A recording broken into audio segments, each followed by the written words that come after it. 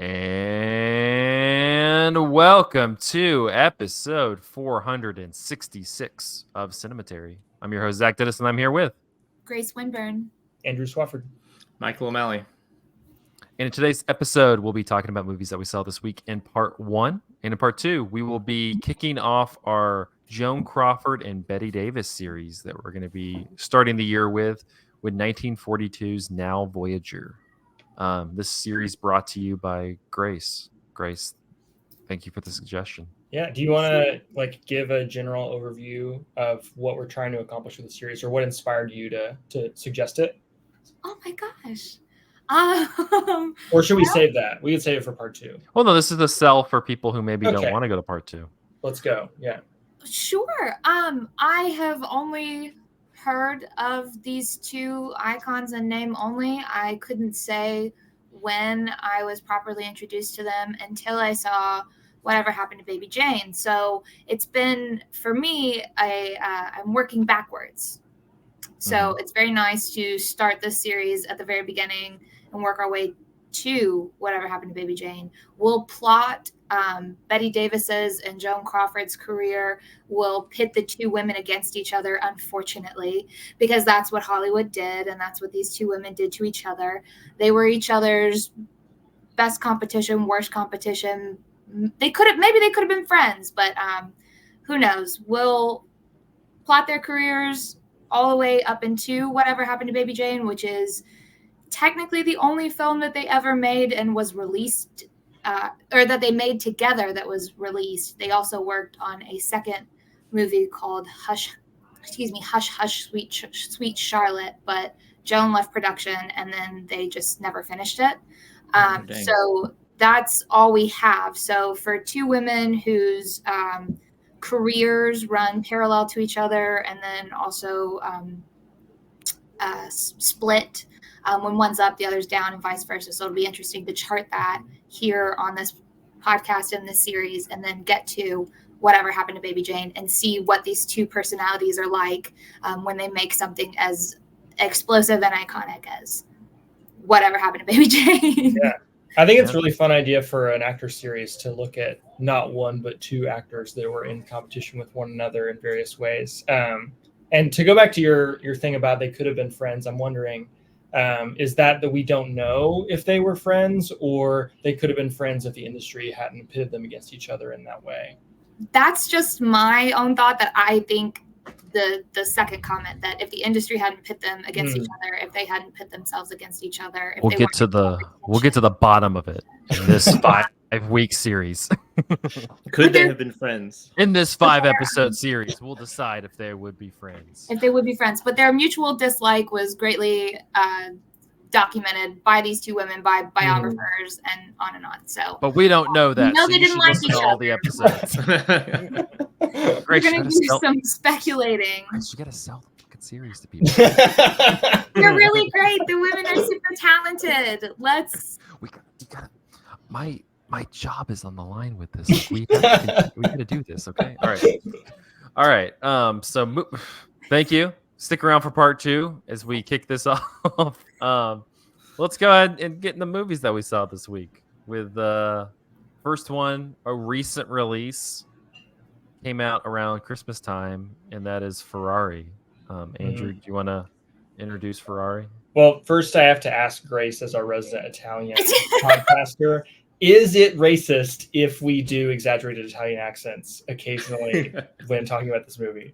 No, you simply must. Okay. That's the only way to do it, to be respectful. And at a certain point, I mean, you've got to speak the language, right? My thought is Italy created fascism. So we kind of get to. You get a large, so we get to be degree, racist back. A long degree of making fun of them. I think it's fine. So, anyways, Ferrari, a movie about the life of Enzo Ferrari. Anyway, I'll stop. Okay, but I won't. But okay, this is more importantly than maybe the topic of this movie. To me, my interest in this movie came from the director of this movie, Michael Mann. I probably would not have gone to see a biopic of Ferrari. I did not see the Ford v Ferrari movie several years ago. Which they messed up. They should have done Also had a Ferrari fashion. first and then done Ford v Ferrari, like as Yeah, an Alien v we had then a Ferrari. Ford movie that's all about him being super anti-Semitic. And Yeah. then Ford v Ferrari. Does Ferrari win in Ford v Ferrari? It's like a Kong Oh, I saw Godzilla that type movie and I don't even situation. remember.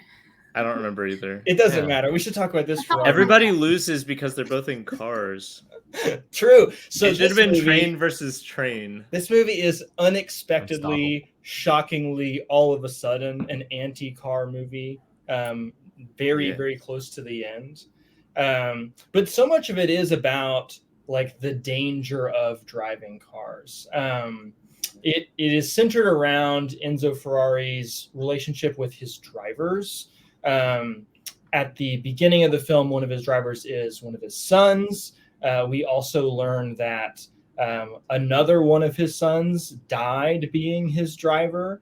And you see son number 2 also die being a driver because these drivers are driving so fast that like any one slip up like really sends them like catapulting and like spiraling through the air in some really like harrowing sequences.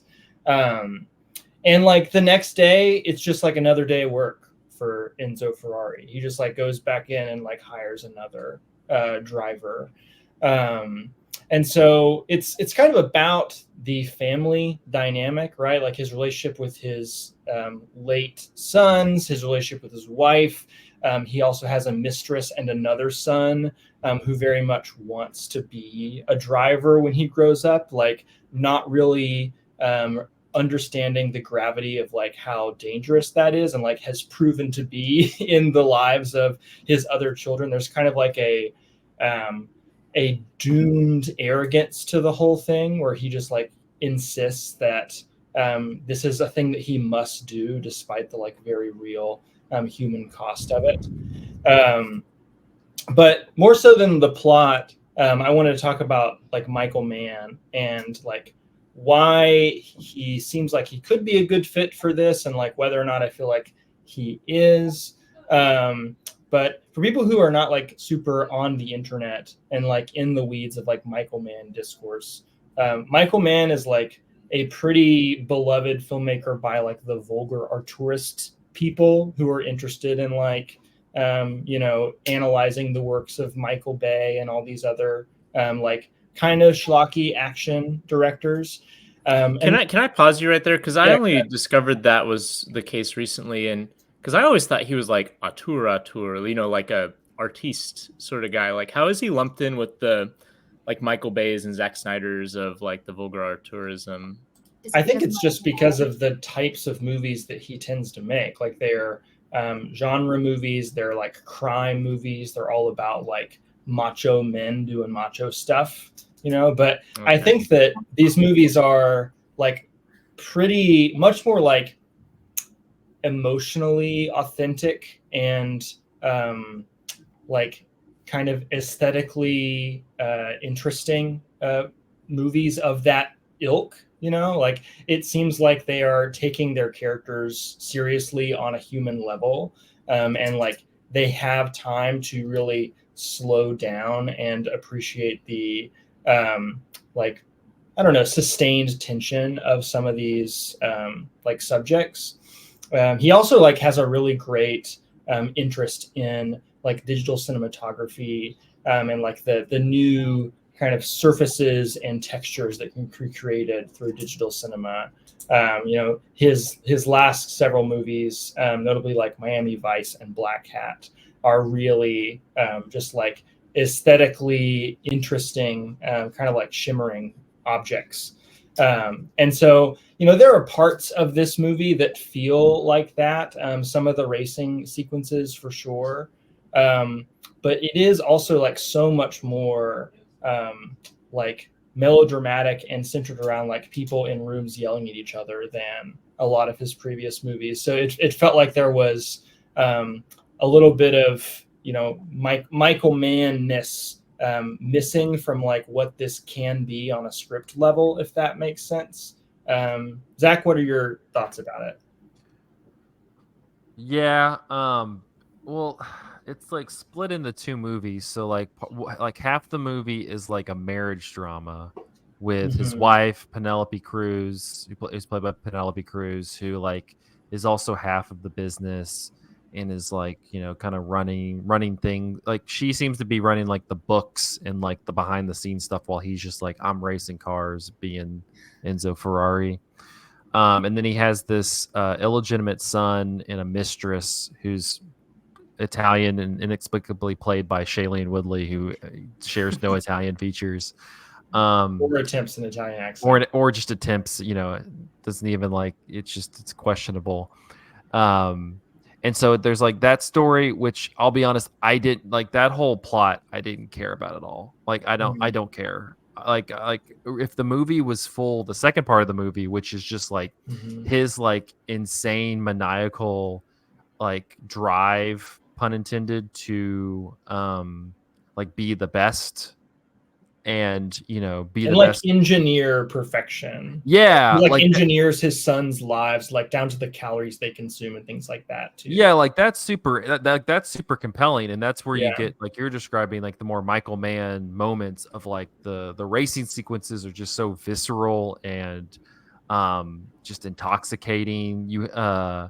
And when it's doing that, it's great, but it gets sucked into this marriage drama for half, and it's just I don't know, like it's kind of like a square block and trying to go into a circle block. It doesn't really work for me.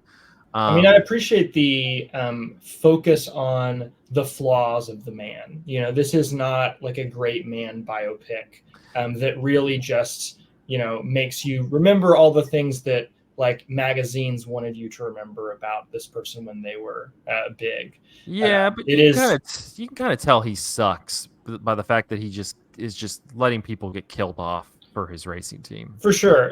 For sure. like you know, like it's like I don't know, like he spends way too much time. He spends way too much time on it, and I think that the most compelling part is just like the racing. And the race sequences are amazing. Like you have a race early on, you have like the big, I forgot what the name of the race is called, but you have the big race like at the end that like, you know, you're gonna have like extended racing sequences, and it's fantastic.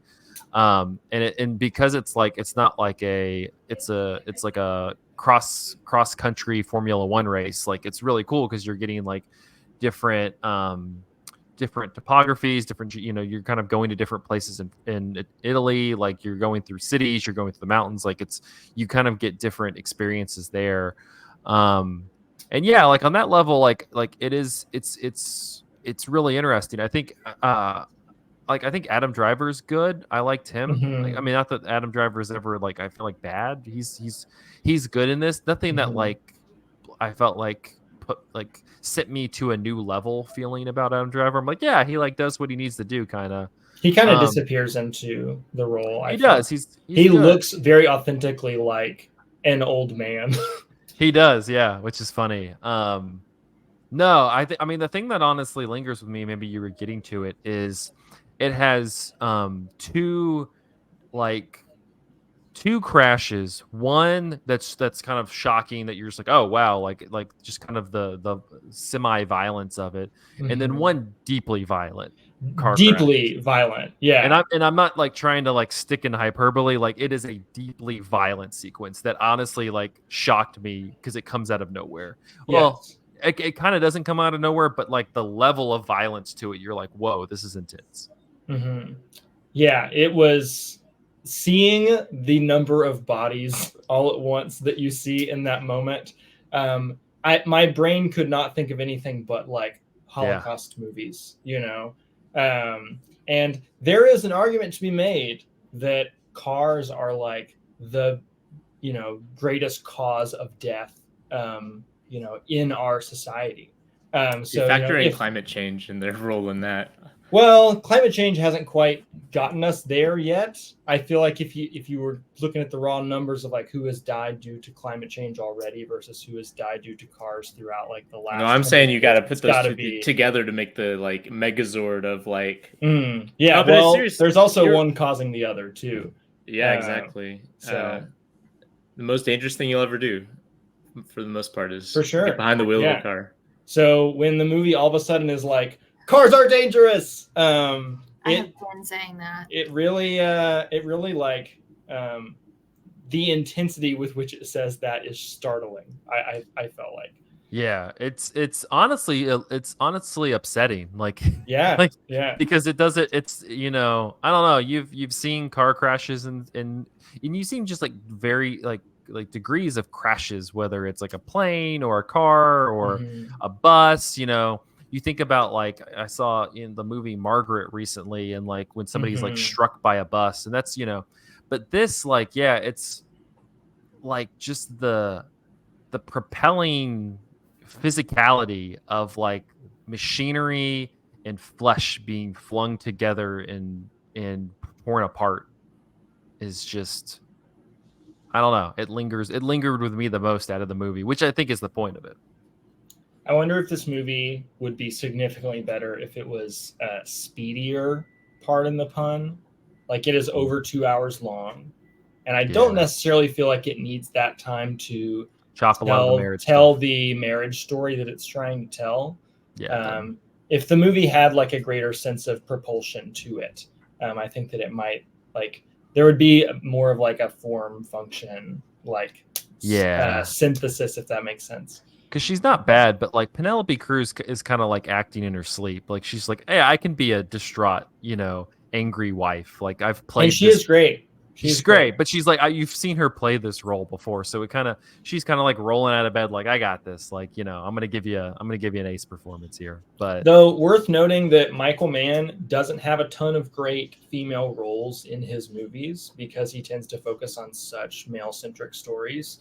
And Penelope Cruz's role in this is a really great exception to that, I think. Yeah. Watch Heat. Watch Heat. Heat's great. Collateral's great. Thief is great. Ooh, Collateral. Yeah. Black Hat is wonderful. I'm looking at the posters right now, and I'm realizing that like maybe more of Ferrari should be set at night. He just that's where Michael Mann such shines. Great night cinematography. That's true. Dude, y'all got to see Manhunter. That's my favorite Michael Mann. Really, I did not love that one. I watched it on a really bad grip of it. MAN Hunter or MANN Hunter? We don't stand for MANN hunters around here. We're MANN supporters on the Cinematary podcast. Yeah. Well, Ferrari, I think it's still lingering in theaters, but it should probably be on streaming platforms soon. Yeah. Yeah. Grace, take us on the mystery train. Hop all aboard. A better form of transportation, to be sure. Yeah. Trains.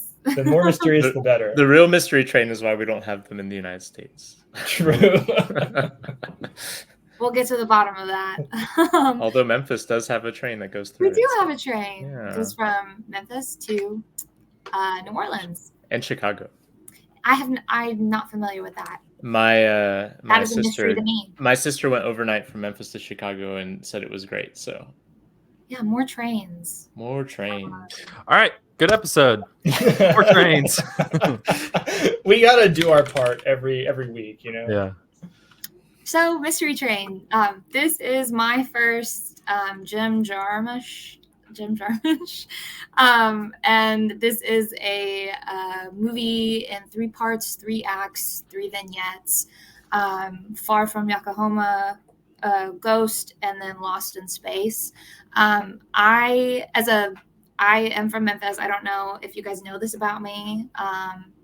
To our listeners, to our viewers, and to anyone that's ever met me, I'm a very proud Memphian, and so anything that features my hometown and any sort of a light, I am there. I'm seated. This paints Memphis to be quiet, empty, and fairly overgrown, but still haunted by something from its past, and that haunted figure manifests in this ghost of Elvis that presents himself in Act 2. This was a really funny movie. I don't know if I was expecting it to be so funny, but I couldn't stop laughing. In the first scene, in the first vignette, it's 2 Japanese tourists, Mitsuko and Jun, and they are 2 aficionados, two fans of Carl Perkins and Elvis Presley. They know their stuff, and they have come to visit Memphis to seek out that history that they idolize. And what they see is a sort of ghost town where the only ghost is Elvis. That felt very familiar. Michael, you're also from Memphis. You know. I do feel like I need to confess to anyone who's familiar with the Memphis area, as I'm from Collierville, not Memphis. So that will matter if you're in Memphis. It will, and it does. And to the point where part of their main journey is to go to Graceland and to go to Sun Studios. And Graceland is not even really in Memphis city limits. It's far away from it's downtown. in a weird even now, like with Memphis more built up than when Elvis was moving there. It's in a weird place. I used to well, it doesn't really matter, but it's basically in Mississippi. Graceland is basically in Mississippi, and they're in downtown Memphis. So to Memphians, we know that that's like a ridiculous trek, and they're not going to get there overnight. So they happen upon Sun Studios, and they take the tour, which is very funny. This is their first interaction really with Memphians, and there is a motor mouth giving the tour. She just on and on and on. And in 1950, whatever, the Sun Studios open, and he thought just as quick as she can be. And as they walk out of the tour, Mitsuko, she talks so fast. Like I was dying. Like what a funny little exchange. Everything feels different for them. Everybody is basically a tourist in this town, all the different ways that you can happen upon this city. You either go to Memphis by choice, you're there by accident, such as the case of Louisa, the second tourist in the second act, or you're there against your will, such as the case for our Elvis character in Lost in Space. I loved this. This made me so nostalgic for my home, but like the home as I knew it, or sort of the tail end of Memphis as I knew it. This is 89, and I came around, hit the scene in the 90s, so I just missed this. But the scene was never the same again. The scene was never the same again. Memphis is never the same. Thank you. But there was just this quiet air, a lonely town, only for those that are really out to seek it. But it felt almost a little sleepy. Like this was sort of dreamy, this movie. There is a little bit of violence, but it's all very concentrated to the third act. This felt like Chekhov. If you see a gun by the third act, it'll go off. But in Act 1 and Act 2, we hear the gun go off, and it's not until Act 3 do we see it. And I was ready for it, and the violence was still shocking and surprising, but it didn't feel out of place. But beyond that, I just left this. This will be on a rotation for me, and I haven't quite solved the mystery yet, but maybe there is no mystery. I don't know. The mystery is that all the music industry was embezzled to death in Memphis, and then that combined with white flight destroyed the vibrancy of downtown. I have not seen. You've unmasked the villain. This is so Scooby-Doo. I've done it. Yeah, the villain is white supremacy. You take the mask off the villain, and it's white flight, and it's like, oh, of course, he strikes again. Grace, if you want to keep digging into the Jim Jarmusch thing, based on your descriptions of Mystery Train, it sounds a lot like Stranger Than Paradise to me. Another, I think they're both 80s. Yeah, they're both 80s. Yeah. Jim Jarmusch, kind of like very low budget, mundane, slow, just portrait of life. That one's set in New York, but similar vibe, it seems. Just kind of like this one also has listless like a really people. great This one also has a really great musical identity and like a lot of musical in jokes and references, which Jim Jarmusch now considers himself more of a musician than a filmmaker because he can get better distribution that way. He's a great musician too. He is. I'm a But Squirrel fan. Like Joe Strummer of The Clash is in this movie. Screaming Jay Hawkins. And oh my God, Screaming Jay Hawkins. Yeah, who's great as like the concierge. Yeah. But if you're interested in the music side of it, some of his later movies like have him actually doing music in the movie. Only Lovers Left Alive. The music is insane. The vampire one. I don't love that movie, but the music is amazing. The music carries you through it. It doesn't matter how much you love the movie. Yeah. Music 100%. Carries you through this. I mean, it's the hook. It's what got everybody there. They sort of heard the song from the other room and then floated into Memphis. I do love the tourist couple in this movie. And I haven't seen this movie in a couple years, but I think aren't the tourist couples like kind of competing, or not competing, but at odds, because one of them is a big Carl Perkins fan and the other is an Elvis fan, and the other's like, Elvis is so played out. And that's so funny to me personally, because I lived in the Memphis area, and then I went to college in Jackson, Tennessee, which is where Carl Perkins is from. And so everything in Memphis is Elvis oriented. And then if you go to Jackson, like one of the only famous people from Jackson is Carl Perkins. So they have like a civic center named after Carl Perkins and all this stuff. And so there's just some really nice, like, I don't know how familiar Jim Jarmusch is with Memphis as a whole, but like this movie in particular just feels really nice and like capturing the things that are of interest to people in the Mid-South in depicting that area, I think. I don't know. Oh, yeah. I mean, familiar iconography, the arcade restaurant downtown, the train station. I had junior prom at that train station. Like, it all is very... is that the train station that's now like the hotel with the Amtrak? You just wait on the tracks now? I think so, that one, yeah. Yeah, but... where can you watch Mystery Train? I checked it out from the library. Yay! Support your local library. But it's also... Sorry, I was going to say it's a Criterion movie, right? So is it on Criterion Channel? Oh, I don't know. I haven't checked. I do have a Criterion. It is, in fact, on Criterion Channel, according to Letterboxd. And Amazon Prime. Nice. So plenty of ways to watch. My last thing to add is, in terms of Jarmusch movies, underrated Patterson. I like Patterson is great. Mm-hmm. Great poetry too. Yeah. Also, Ghost Dog, another underrated Jim Jar movie.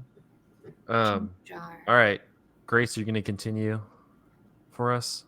Continue the Tenebrae. Oh my God, I'm exhausted. You can pass it along. Just like Christ's harrowing hell. Also had movies, right? Think of the burden that Christ carried, and you can carry that too. Were you my priest? We're a Christian podcast now. Yeah, wow. People who did not hear the pre-roll banter are not going to understand this joke. No, they left at this point. They probably left discussing Amtrak in Memphis. Yeah.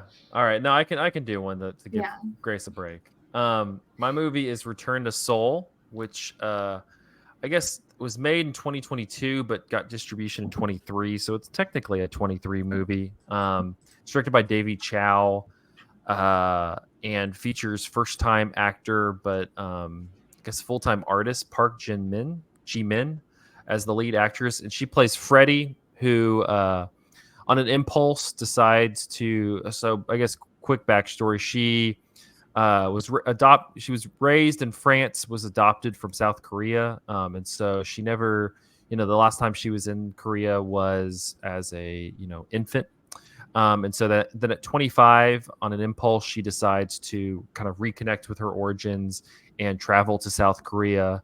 And you pick her up where she's meeting up with a friend, and you get this pretty relatively extended sequence where she's at a restaurant and is like interacting with her friend and a friend of her friend, and they all speak French, but then she starts to kind of meander around the restaurant, and and include these other patrons who are there too, kind of creating like this whole, like everybody is all kind of hanging out around one table. And it kind of, illustrates she's this very kind of headstrong, impulsive person. And so then she decides, while it seems like a lot of people who were Korean and were adopted in another country, like go through this long process of like setting up a meeting with their biological parents if they want to meet them.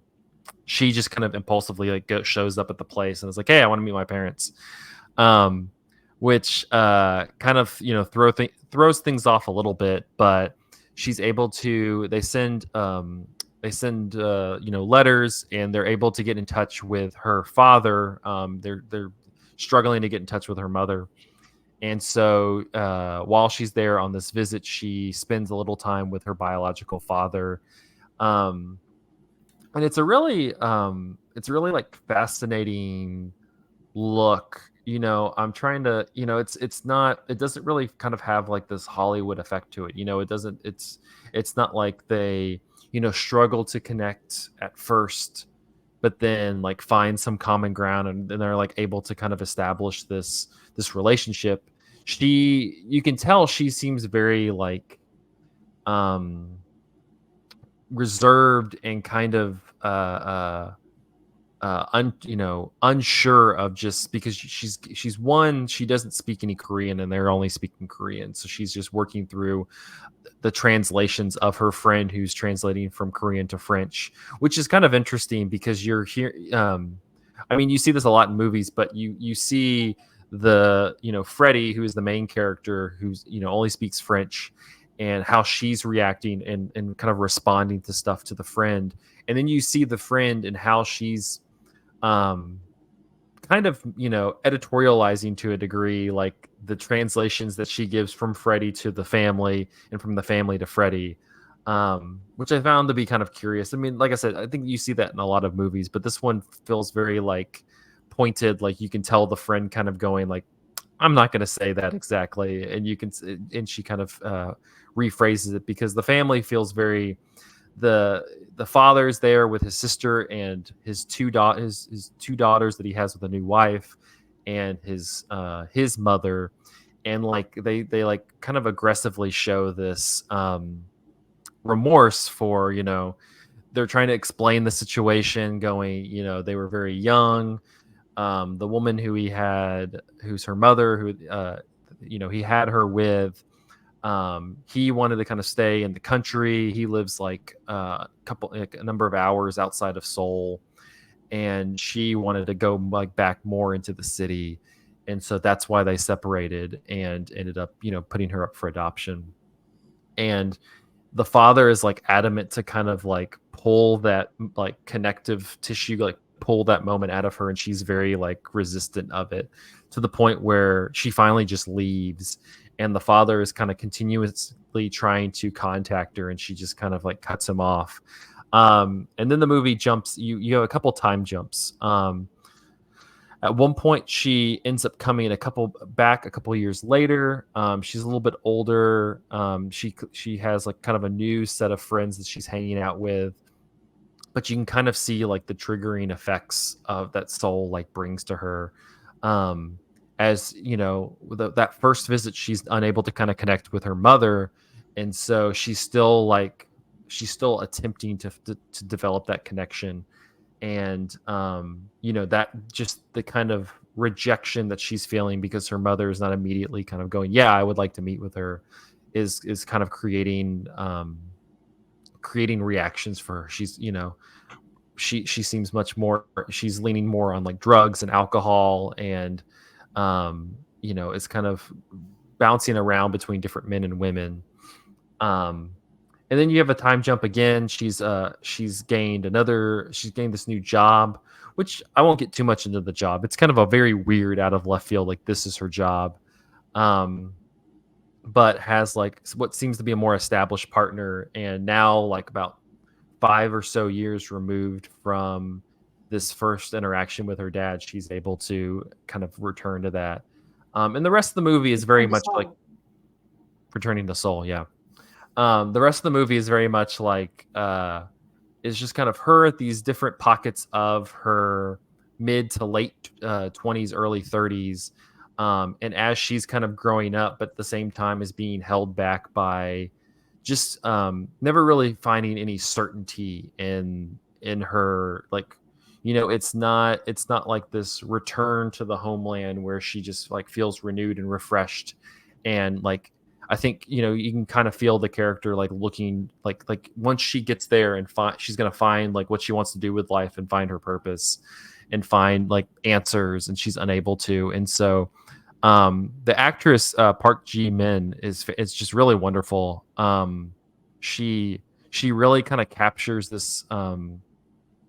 You can kind of just see this dissatisfaction, this uncertainty, like in her face as she's trying to kind of process things, and then immediately kind of switches to this very impulsive spirit where really she's really like a lot of chaos is left in her wake, because once she kind of feels that rejection of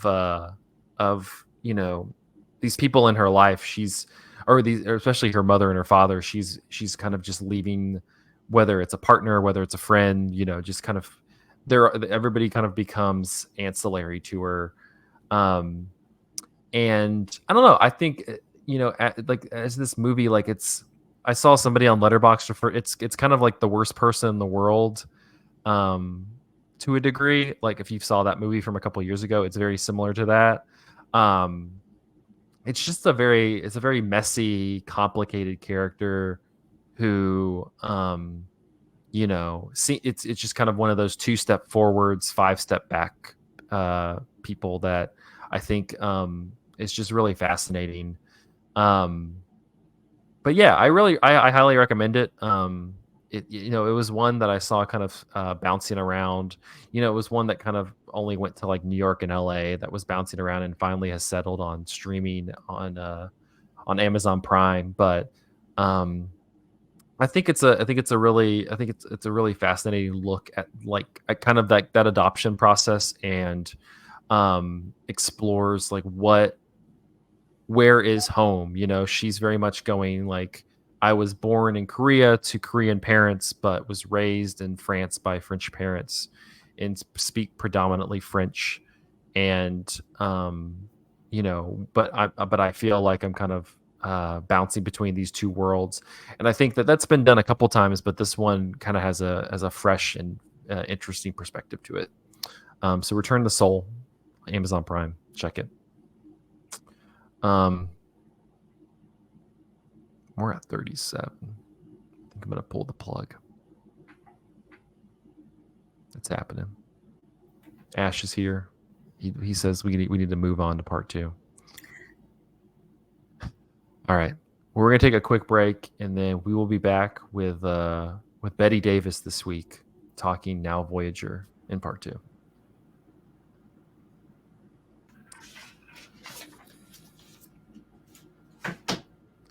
And we're back with part 2 of episode 466 of Cinematary. In this part, we're going to be kicking off our Joan Crawford and Bette Davis series with 1942's Now Voyager, directed by Irving Rapper. Sorry. My name is Irvin, and I'm here to say. From a script by Casey Robinson, the film stars Bette Davis, Paul Henreid, Claude Rains, and Gladys Cooper. Boston heiress Charlotte Vale is a neurotic mess, largely because of her domineering mother. But after a stint in a sanatorium where she receives the attention of Dr. Jacques, that's not, was it Jacques? Jacques. I like Jacques. He gets introduced with someone correcting them on how to pronounce his name too. Yeah, so Jasquith. Charlotte comes out of her shell and elects to go on a cruise. Aboard the ship, she meets Jerry, good old Jerry, and falls in love despite his being married. They enjoy a brief tryst in Rio before returning to the States, where Charlotte struggles to forget him and find happiness. The initial choices for Charlotte were Irene Dunne, Norma Shearer, and Ginger Rogers. When Bette Davis learned about the project, she campaigned for and won the role. More than any other of her previous films, Davis became absorbed in the role, not only reading the original novel, but also becoming involved in details such as choosing her wardrobe personally. Consulting with designer Ori Kelly, she suggested a drab outfit, including an ugly foulard. Foulard? I don't know. I don't know dresses for Charlotte. Initially, to contrast with the stylish, timeless creations that mark her later appearance on the cruise ship. You know, when you take those glasses off, you get hot. The film highlight. Yeah. It's just that's what the movie is. The film highlighted Davis's abilities to shape her future artistic ventures, as not only did she have a significant role in influencing the decisions over her co-stars, but also the choice of director was predicated on a need to have a compliant individual at the helm. Davis previously had worked with Irving Rapper on films where he served as a dialogue director, but his gratitude for her support turned into a grudging realization that Davis could control the film. Although his approach was conciliatory, the to and fro with Davis slowed production, and, quote, he would go home evenings angry and exhausted. The dailies, however, showed a surprisingly effective Davis at the top of her form. The choice of Davis, is it fair to say Bette Davis is the auteur of this movie? It seems so. She really should have just been a producer. I mean, her diva came out in every aspect of this. I think she, like, you know, if it was nowadays, she would have been given a producer credit for all of that work that nobody asked her to do that she did anyways. But and there was like one female director in Hollywood at the time, Dorothy Arzner. Maybe. Yeah. The choice of Davis's leading men became important as well. Davis was aghast the initial costume and makeup tests of Austrian actor Paul Henreid. She thought the, quote, slicked back gigolo-like appearance made him look, quote, just like Valentino, which is such a like a 1920s, like, you look like just like Valentino, you know, like it's. I know what she's saying though, because when he first appeared on screen, I'm like, this is the guy. Well, that's what Ingrid Bergman said in Casablanca as well. So, yeah. Henreid was similarly uncomfortable with Brilliantine image, and when Davis insisted on another screen test with a more natural hairstyle, he was finally accepted as the choice for her screen lover. Initial production of the novel had to take into account that European locales would not be possible in the midst of World War II. Despite the novelist's insistence on using Italy as the main setting, the quirky demands of the author for vibrant colors and flashbacks shot in black and white with subtitles were similarly disregarded. Principal photography was shifted to Warner's Soundstage 18 in various locations around California, including the San Bernardino National Forest, while European scenes were replaced by stock footage of Brazil. For years, Davis and co-star Paul Henreid claimed the moment in which Jerry puts 2 cigarettes in his mouth, lights both, then passes one to Charlotte, was developed by them during the rehearsals, inspired by a habit Henreid shared with his wife. But drafts of Casey Robinson's script on file at the University of Southern California indicate it was included by the screenwriter in his original script. The scene remained an indelible trademark that Davis would later exploit as hers. In 1942, the New York Times said, and let me get the accent ready. This is although it carries a professional bedside manner, now Voyager, Bette Davis's later tribulation at the Hollywood, contains not a little quackery. For 2 hours of heartache and repeated renunciation, Miss Davis lays bare the morbidities of a repressed, ugly duckling who finally finds herself as a complete woman. From the original novel, Casey Robinson has created a deliberate and workmanlike script which more than once reaches into troubled emotions. Director Irving Rapper has screened it with frequent effectiveness, but now Voyager, either because of the Hayes office or its own spurious logic, endlessly complicates an essentially simple theme. For all its emotional hair-splitting, it fails to resolve its problems as truthfully as it pretends. In fact, a little more truth would have made the film a good deal shorter. Wow. Okay, Dang. Zach.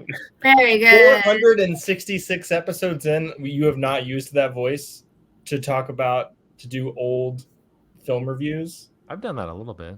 Nah. It Oh, needs okay. to be a weekly That was great. staple section of the show. All right, here we go. As the like resident journalist here, like you kind of are the one I who have has to the use this license to, yeah, exactly. All right. Variety in 1942. Now Voyager, an excursion into psychiatry, is almost episodic in its writing. It affords Bette Davis one of her superlative acting roles, that of a neurotic spinster fighting to free herself from the shackles of a tyrannical mother. A spinster still recalling the frustration of a girlhood love.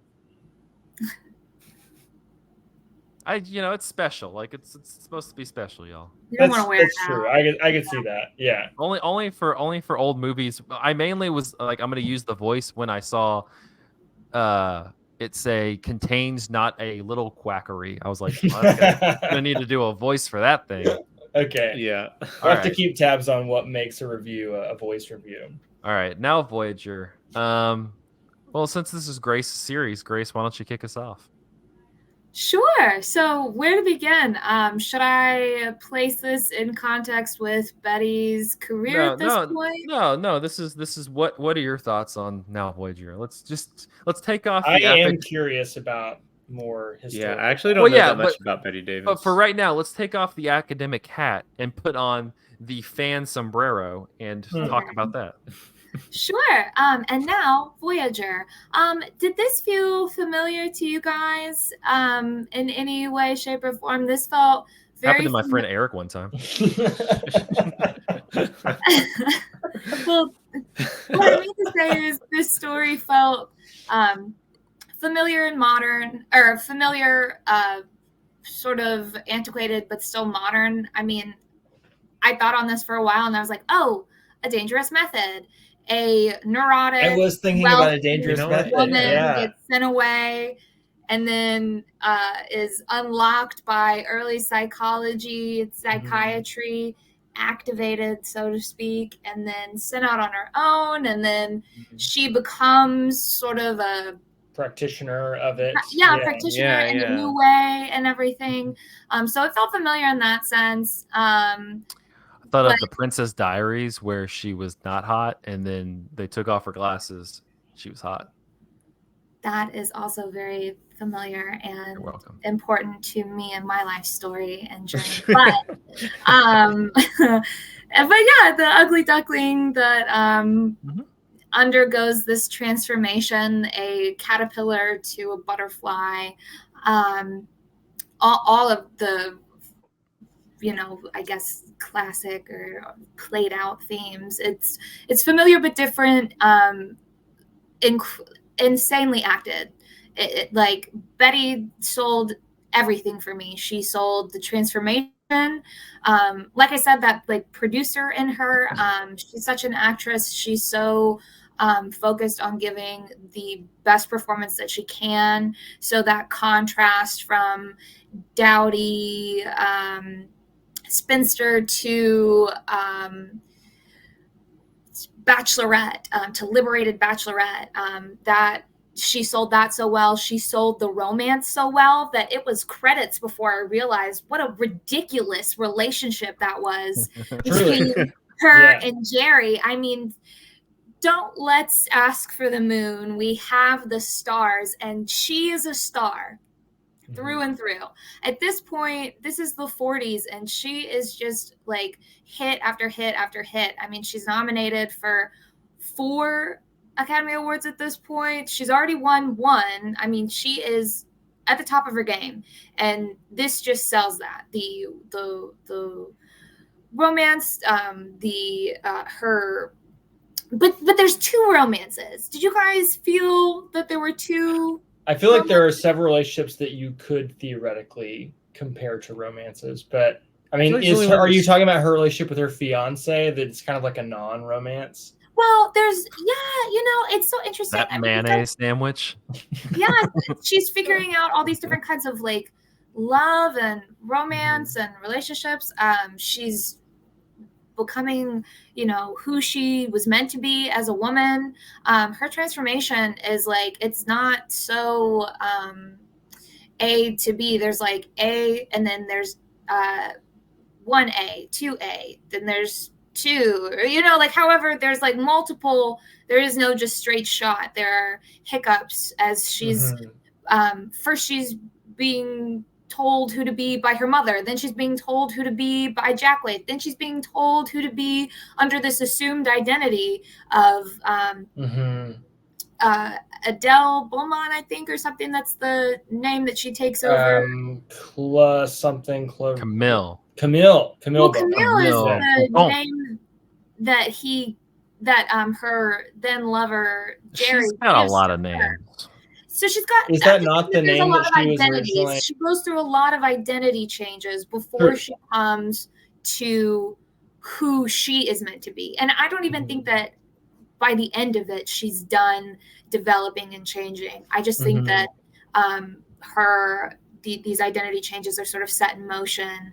And now it's like up to her to go through all of them at her own pace. And that's also very liberating. So this is like so liberating, romantically liberating, like, you know, the like sexual agency that she, you know, unlocks within herself. It's this is wonderful. It's so much more than just an ugly duckling story. Yeah. And speaking of, you know, this being a liberating story for this female character, I was reminded of Their Eyes Were Watching God, which I promise I'm not just responding to Zach's poster behind him, a Zora Neale Hurston quote, but you know, both stories about women kind of going through different like waves and phases of relationships in their life, and like the ways in which their lives are defined and changed by their relationships, but never like the entirety of their lives, right? Like we're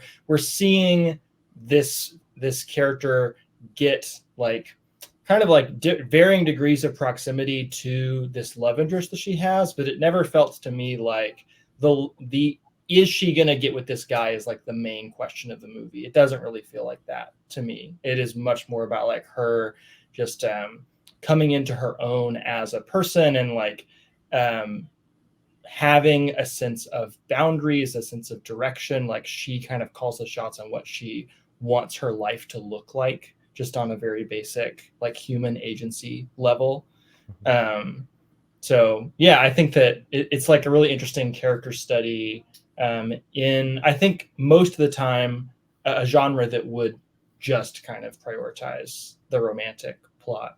And I'm curious what you guys think about the actual romance here. I know that the shot of Guy lighting 2 cigarettes at once and handing her one of them is very iconic, and it's kind of easy to see why. But I gotta say that I wasn't necessarily convinced by the romance itself, like the chemistry of that relationship.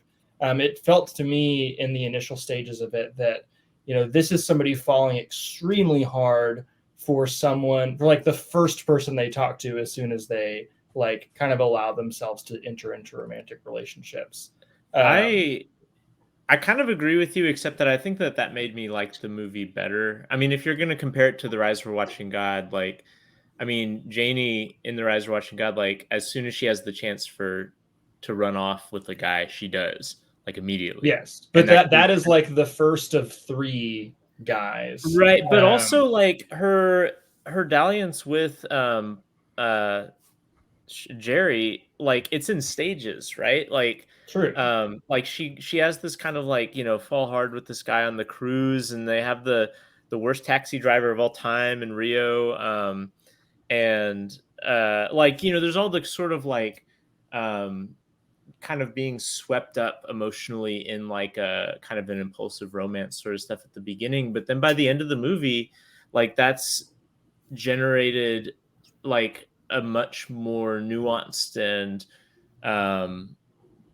yeah, they don't have like, a stereotypical way to deal with it. Like, yeah, like, and in fact, by the end of the movie, like she's able to have the wherewithal to like declare how she like feels is best for that relationship to go on, rather than simply being swept up in it. Like, I don't know, like I feel like the arc is really like credible and convincing, because like it dovetails really nicely with the overall themes of like her growing sense of personhood and identity and agency. Because like a lot of times in movies, the romances feel shoehorned in ways that feel contradictory. Like I'm thinking about something like oh shoot, I had one that off the top of my head that I've just now lost. But like a lot of times movies, you'll kind of like see characters like end up in a romance as a kind of like genre capitulation, like a necessity a of the comedy genre. has to end in a marriage, that sort of like necessity.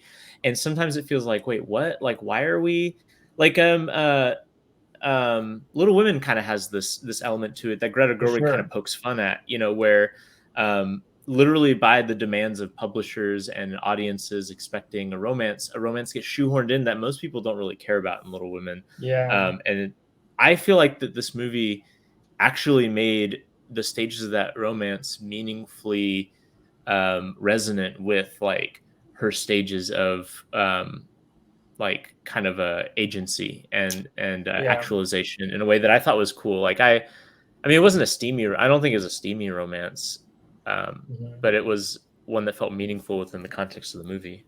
Yeah, one point of comparison that I saw some people make on Letterboxd is to Brief Encounter, which we had a podcast episode about several years ago, and like that is a movie where the romance is just so steamy. Like there is so little to the relationship, but the chemistry between the actors is like crazy, and you understand why there's like this temptation to like completely like ruin one's life in order to pursue this. But I think like in Brief Encounter, that's a tragic movie in the sense of nothing is in their control enough so that they can call the terms.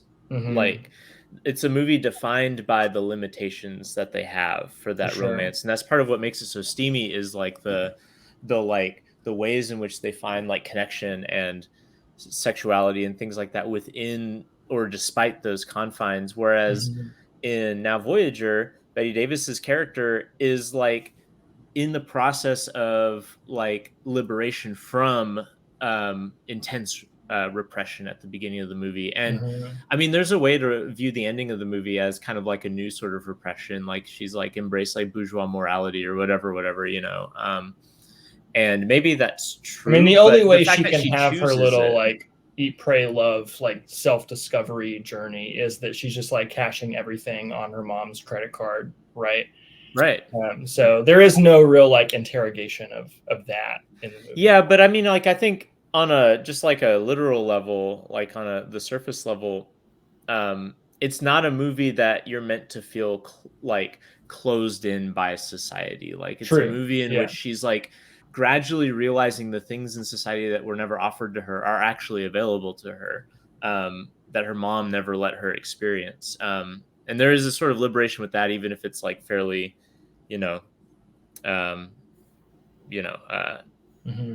flattering of like mainstream, social mores or whatever, in a way that Brief Encounter isn't. But I think that makes sense. And maybe the version of this movie that exists in my head would never actually fly in even a film industry where Bette Davis does kind of like have all the cards to do whatever she wants. But I think that the movie would be even more of a like portrait of self-realization, self-discovery, if we kind of saw her in like a happy, completely different relationship at the end of the movie. Well, in that case, I think we go with Grace's comparison. Yes.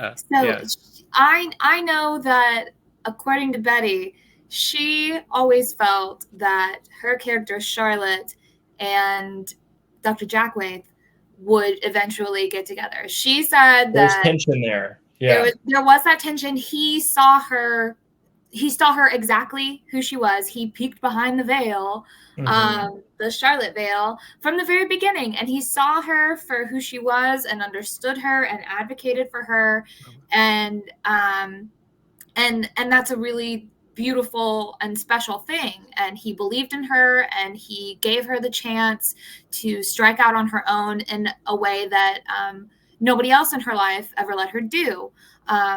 So there's that strong contender. So Bette Davis always felt like Charlotte and Dr. Jackwaith, she said, my dear Claude, she really did. She did a lot of movies with Claude Rains. That's the truth. And she really loved him and they worked very well together. But and so I wonder if that's just her, as how much of that is her just being like, I have a crush on Claude Rains, but I think that I definitely see it. I like hearing that, reading that. I definitely see it there at the very end where he has that look over at her when they're discussing the additions. They're expanding the facility, expanding the family practice. I mean, that's their child. He's like, you're so different from the woman that I used to know. Or the woman that I saw previously, and that's also a strong romance. And that's what I was saying earlier. There's so many different romances. It's so also interesting, or so different from each other. But it's because Jerry is so weak. He's kind of a weak man, and he even says it himself. He's like, I can't keep taking and taking and taking from you. And at that moment, I really respected him. I was like, oh, you have a backbone. Absolutely. You're not just, clowning your wife and, like stepping out on her. How many of these romances has he gone through? How many of them have stuck like this? How many does he prey upon like this? I don't know. Like I said, by the end of it, I realized the romance that I had been championing was not the one that I think I really wanted to see. Yeah. But Bette sold it so well. And, I think that's a true testament to her talent. She can act her way out of a paper bag. She can act opposite Paul Henreid. But yeah. And there's also, it's interesting to know that like there's that cultural context of like her and Claude Rains being kind of like a screen couple. There's kind of a built-in chemistry if you're going to see that, right? I don't know if they've ever played like couples, but like they've definitely they had been in multiple movies up until that point. Okay, sorry. When you said that, I was imagining like a Tom Hanks, Meg Ryan type situation. I saw something that like Bette Davis, like in her memoir, talked about how Claude Rains was one of her favorite co-stars to ever work with. Yeah, she just loved him. She didn't really get along very well with men. That personality of hers, and it seems like there are a few men that are able to go up against it and still maintain themselves, when confronted with such like a big personality. And it seems as though he was one of them. So yeah. Just clicking on actors' names on Letterboxd right now, I noticed that Paul Henreid, the guy who plays her actual romantic opposite throughout the movie, also in Casablanca. I was reminded of Casablanca halfway through the movie when they have to depart and like you're seeing them have this farewell scene in front of a window where there's like planes behind them. And just kind of interesting to think about this movie on a structural level, having a big grand romantic farewell halfway through the movie. I feel like a lot of movies would be itself the climax of the movie, but because of the way this movie is kind of like watching this woman kind of bob and weave through different aspects of her life and her self-discovery journey, like the relationship that would otherwise be like the thing in the story is like a plot point, a couple of plot points kind of sprinkled throughout. Well, yeah, because we've not even talked about like the really big like kind of like plot structure, which is like her mom, which is like a recurring for sure person who like sweeps in to like ruin her day every time. An antagonist who is killed off halfway through the movie in a ridiculous way. Yeah, like it's like a great narrative hook, like where you have at the beginning of the movie like poor Bette Davis like looking like really like spinstery, like her hair's all up, she's wearing like a she looks like her mother. She does look like her mother. Exactly. Yeah. And her mom's like controlling every aspect of her life, and like is it's not said in so many words, but like has basically like driven her daughter into like an untenable mental state that she then wants to fix by sending, or is convinced that is sending her to a sanatorium is going to fix. And then immediately, at least in the logic of the movie, because we see like edits, like immediately her eyesight gets better. And like she like does this incredibly quick glow up. And that is then like the mother tries to claw back later in the movie. I don't know. Like, she's just such a wonderful, like awful character. Well, she Yeah. like punishes. She socially punishes her daughter for being "quote unquote" ugly at the beginning of the movie, and then socially punishes her daughter for trying to beautify, glamorize herself. Like there is Right. nothing that her daughter can do that is going to make her happy. She's just like endlessly disappointed. It's just Well, and like the origin of that is I was done having kids and I had this one more. Yep. it's great, like petty melodrama too, because it's like she gets back and she's like, hey, we're gonna have this, she goes up to her room, she's like, oh no, like your room's not there anymore, your room's here. And Betty Davis like, no, my room's here. And she's like, all right. And then she's like, hey, we're gonna have a party. And Betty Davis is like, well, I'm gonna do this and that and the other. She's like, I don't know about that. So then she like falls down the stairs like, I'm hurt. And so then like, it takes all the attention away. It's just so petty. And It's then about like control. it is. Yeah. It's just it's great. Like just that whole sequence where they're just like going back and forth is pretty entertaining. Like where Betty Davis is is starting the fire and that's pissing her off. Yeah. Just the snide remarks her mom makes to her, like it's great. Honestly, I they was should a have little had, like an hour of confused. that.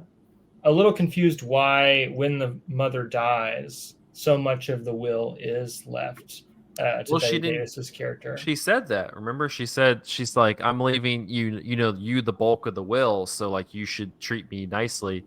But she and- doesn't budge. Yeah, well, she never acts on the threat. She just kind of threatens, and then Betty steps up to her, and she didn't have a chance to change the will because she's so offended by her stepping up. She fucking dies. Hilarious. It is like an amazing punchline. She's like, she has to fight with her mom, like walks out of the room and then like walks back in, and the mother's Mom already gets dead. on this word. And she's like, it's great. It's great. Which I'm like, she's sad about it, but I'm like, no, you win because she doesn't have time to change the will. Like you get the money. Lady had to be, petty die. Just a guilt, just a feeling that you led to your mother's own Mhm. disappointment, like death by disappointment. That's got to be very difficult to bear, especially knowing that your mother essentially never wanted you. Mhm. And then, And that is what she says too. I did it. yeah, I did it. And then she's calling out for Jerry. Oh, Jerry, where are you? Mhm. I don't know, with his wife and kids. Like, I wish really we met Jerry's down. wife at some point. there's. I want to know what's going on there. There's alluded to backstory and like drama between Jerry and his wife, but you don't get a peek into it. It's such a funny pairing. Charlotte Vale and Jerry. Jerry D. Durant or J.D. Durrance. Yeah. Her fiance who she's engaged to for a time, one of the most milquetoast, boring, struggling to read his lines acting performances I've seen. Also, like, what a ideal universe version of the "we need to cancel our engagement" conversation that these characters have. Oh, yeah. Right. Well, if you say so, you make some good points there. Are we thinking the same thing right now? Well, she's It's like, what is visual. she's talking about, like this sensual experience, and he's just like, oh, I was thinking we just go walk around town and take in the show. He's like a boring Jimmy Stewart. He's just like, oh, Good New Englander, that's Yeah. that's the New England stock. Like, yeah, like comes we from I a don't, hope good this isn't family. offensive to New Englanders, but yeah. I mean, he's some dude in Boston in like what the 40s, 30s, 40s. Like we don't really want to know what he's doing in his free time. It's probably not. It's not PC. Maybe not. maybe not. It'll mess up his run for governor in a few decades, though. Yeah, he looks like he's somebody who would run for governor and then kill somebody accidentally and they'd cover it up. Like he seems like he has a good life ahead of him. I think you mean president in that case. Yeah, Chappaquiddick. Any final thoughts on now Voyager before we wrap up?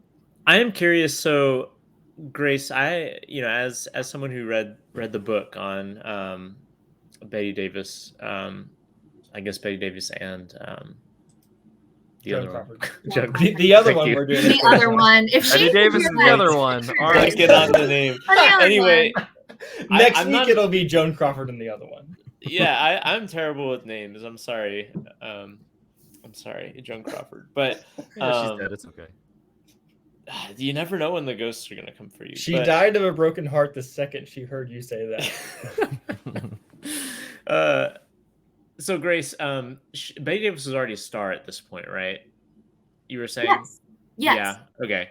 Um, So, like, in terms of like the arc of her career, because you came up with like the movies that you suggested picking here, like, why this one? Like, what makes this one, do you think, special for Betty Davis compared to maybe some of the other ones where she was already a star?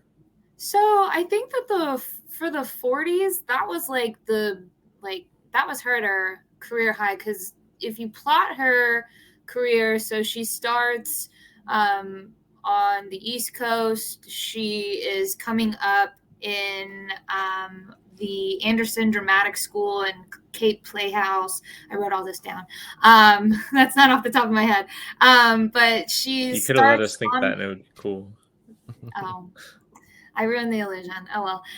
She starts as a stage actress, and then she makes her way to Hollywood in the early days in like the 20s. And at this point, Joan Crawford is already kind of established as Lucille Lesur, this like jazz dancer. So then for Betty, she has a couple screen tests. They don't go well. And then she lands with Warner Brothers. But in the early days of her career, the movies that she's doing for Warner Brothers, she plays this young ingenue or a gangster's girlfriend that's dead in like the first 20 or so minutes. So there's really nothing there at the beginning. And then the 30s is her kind of clawing her way to some sort of recognition. She has a couple of movies. She does, let's see, some of the big ones are Of Human Bondage. That was a big one that sort of like put her in front of her audience, that like she is a actress, a character actress. She plays this character Mildred, who's just absolutely awful. Everybody hates her. It's a terrible part, and none of the other actresses at the time are really going for it because they were worried that it would ruin their image, but not Betty. So she takes on that, and she sort of establishes herself. I think also at this point, she has just, so this is like 40, what was it, like 48 or something? This movie, 42. Yeah. 42, wrong. She has already won her Oscar for Dangerous, and that was in 1935. And then between that Oscar and then this movie, she had like left the United States, gone to England, and tried to sue Warner Brothers for better parts. For like a renegotiation of her contract. She wanted better parts, more control, like more creative control, and more money. And so she was fighting that, and she lost and came back to the States with her tail between her legs, and then started back up on the same sort of contract she was already on with Warner Brothers. And then thus starts the 4 Oscar nominations of this, Mr. Skeffington, and I think The Little Foxes, and then one more. So there's been a lot up until this point, but this is, I think that this is just her like hitting her stride. And it's also sort of a good introduction into like, this is when she's like at her best, and Joan Crawford is kind of like at her worst. So it's sort of like, here's a career high for one of the girls, and then we'll hit the career high for Joan next. But with Mildred Pierce, is that right? I believe so. Yeah, I think that's what we're Sweet. gonna do next. Yeah. This has been on my watch list forever, so I'm really excited to watch Mildred Pierce, and then hopefully also watch the Todd Haynes miniseries as well. I forgot he did that. Yeah. Yeah. We did that. Does that answer your question?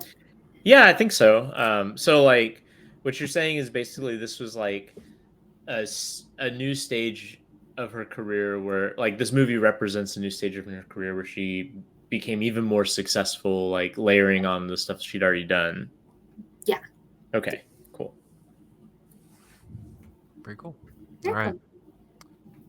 Well, that will wrap up this episode of Cinematary. You can find us on Facebook at facebook.com/Cinematary, on Twitter and Instagram at handle @Cinematary, and on Letterboxd at letterboxd.com/Cinematary, where we list all the movies that we talked about in this episode. If you would like to support the show and at some point make us watch a movie, well, you're in luck. From $1 to $5,000, you can donate. And I thought we had a $200,000. Why are we capping it? Yeah, why are we capping it so low? Well, I'm just tossing No out cap. options here. You can support the Cinematary podcast, but for right now, we don't have anybody who's taken on our $200,000 level. Could it be you? Could it be you? Oh, wealthy benefactor. Are you listening to this random movie podcast? Did you hear Zach talking about worry about his job at the beginning of this episode? Yeah, we're putting it on the line for this series. This is definitely Zach's full-time I will job. lose my house if we don't do a good job on this series that Grace Winburn picked out. We all Anyway, gonna have to go to the sanatorium and not the fun kind like Joan or that that Betty Davis one too. But thank you to our patrons: Cam, Candace Sisson, Ron Hayes, Tanner Huskins, Teresa Marthathi, and Tyler Chandler. Thank you for supporting the show. Like we said, 1945's Mildred Pierce is coming up in the next episode. So until then, thank you for listening, and we will see you in 2 weeks. Bye.